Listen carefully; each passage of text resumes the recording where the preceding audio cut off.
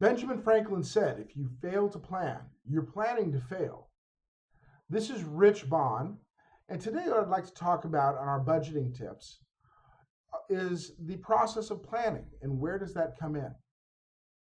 A lot of us use plans. In fact, a lot of people who hold stock in this statement plan to buy a house and they write down plans and they make plans to do it. They plan to buy a car. They plan to take vacation. They plan for their retirement. They plan for their children's education. However, they keep forgetting that the big things are made up of a lot of little things. And many times that's what we're doing. We're overlooking the little things in our planning. One great example is something many of us do 1, 2, or even more times per week: grocery shopping.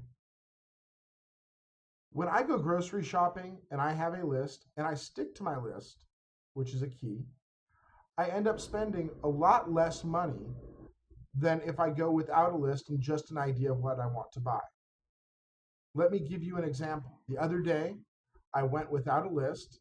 I wanted to purchase a loaf of bread and cranberry sauce.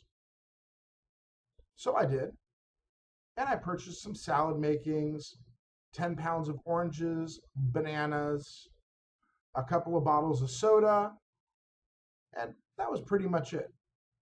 Now, had I gone in with my list and stuck to my list, I would have gotten out for less than $5. I ended up spending $46 because I didn't have a list, I didn't have a plan, and I didn't stick to that plan. There's no plan to stick to. When I go to the store with a list of what I want to buy, what I need to buy, and I stick to that list, I'm generally a lot more successful at saving. What happens is, number one, I take advantage of the coupons that make sense. I don't get lured in to things that look like they're good deals but may not be. You know, those little yellow tags that tempt me to buy the chips. And finally, it helps me put discipline in my spending, which is what our spending log is trying to do. So what I'd like to challenge you to do is make a shopping list. My mother is a big proponent of shopping lists. She actually has a database that she created on her computer so that when she goes grocery shopping, it has everything that she needs on there.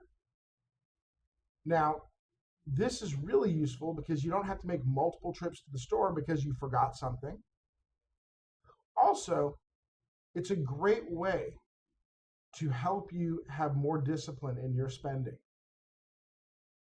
Once again, this is important to keep these numbers in your spending log. Put down groceries, the date, and how much you spent. But also notate whether or not you used a list. And if you used a list, how close to your budget did you stay? This is Rich Bond with Leader One Financial, and this is this week's budget tip.